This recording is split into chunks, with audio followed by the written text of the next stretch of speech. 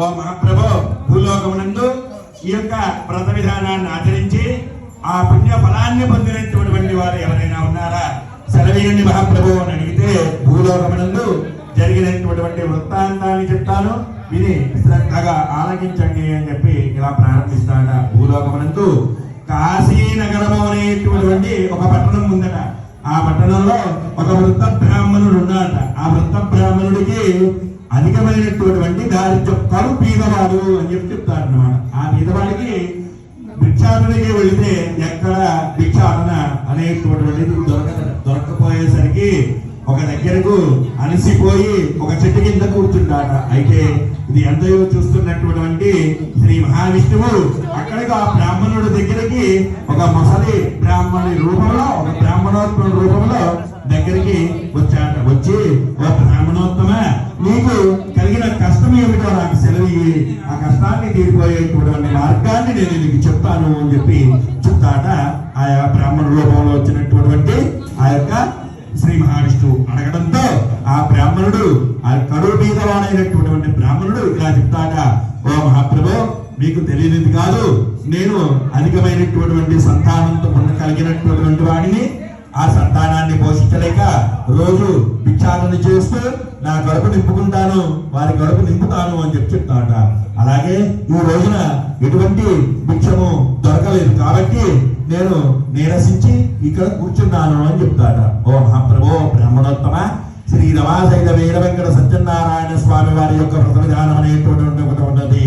ఆ వ్రత విధానాన్ని ఆచరించినట్లయితే నీకు ఆ పేదరికం మొత్తము తొలగిపోయి భోగ భాగ్యాలతో, ధన ధాన్యాలతో, రత్న రాశులతో తొలగిపోతూ వర్తులతో ఉంటారు అని చెప్పి సెలవిస్తాడు. సెలవీయడంతో ఆ బ్రాహ్మణోత్తముడి దగ్గర నుంచి ఆ శ్రీ మహావిష్ణువు రూపంలో, ఆ బ్రాహ్మణోత్తమ రూపంలో ఉండేటువంటి శ్రీ మహావిష్ణువు దగ్గర నుంచి ఆ వ్రత విధానాన్ని మొత్తాన్ని తెలిసినటువంటి ఆ వృద్ధ బ్రాహ్మణుడు తన భార్య దగ్గరికి వెళ్ళి, అమ్మాయి, రేపు ఉదయాన్నే లేచి నిత్యాది కర్మాలు ఆచరించుకుని శ్రీ రమాదేవి వీర వెంకట సత్యనారాయణ స్వామి వారి యొక్క వ్రత విధానాన్ని ఆచరించవలను అని చెప్పి సంకల్పించుకుని ఉదయాన్నే లేచి తన పిల్లలతో కడుపీడవాడైనటువంటి ఆ బ్రాహ్మణోత్తముడు నేలనే అలికి అందు మీద ఒక వస్త్రం పెట్టి, అందు మీద ఒక తామర పువ్వు పెట్టి, ఆ తామర గింజ పెట్టి, అలాగే తామర పత్రం పెట్టి అందు మీద ఆ యొక్క వ్రత విధానాన్ని ఆచరిస్తాడు. సంతుష్టుడైనటువంటి ఆ యొక్క శ్రీ సత్యనారాయణ స్వామి ఆ రాజుగారి సభలోని వీరికి ఒక ఆస్థాన సిద్ధాంతిగా నియమించినటువంటి ఆయనకి పెద్ద వసతి గృహం ఇవ్వడం జరుగుతుంది.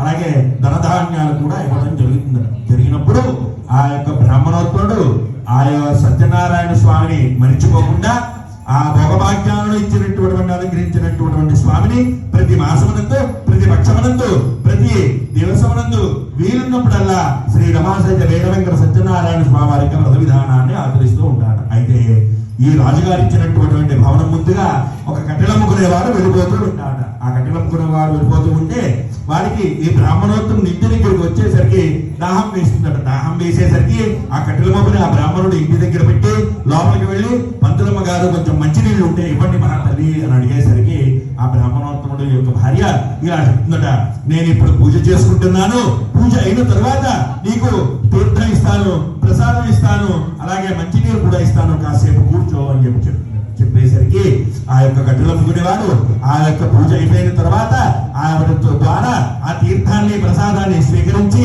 ఆవిడని అడుగుతాడ. ఓ మహాతల్లి, మీరు చేస్తున్నటువంటి ఈ పుణ్య ఫలము, ఈ పుణ్య వ్రతం ఏమిటి, దీని వల్ల వచ్చేటువంటి పుణ్య ఫలము ఏమిటి అని అడుగుతాడు. అడిగేసరికి ఆ బ్రాహ్మణోత్తముడి యొక్క భార్య ఆ యొక్క కట్టెలమ్ముకునే వారికి ఇలా చెప్తుందట. ఓ కట్టెలమ్ముకునేవాడా, నేను ఈ రోజున శ్రీ రమాదేవి వీర వెంకట సత్యనారాయణ స్వామి వారి యొక్క వ్రత విధానాన్ని చేసుకున్నాను.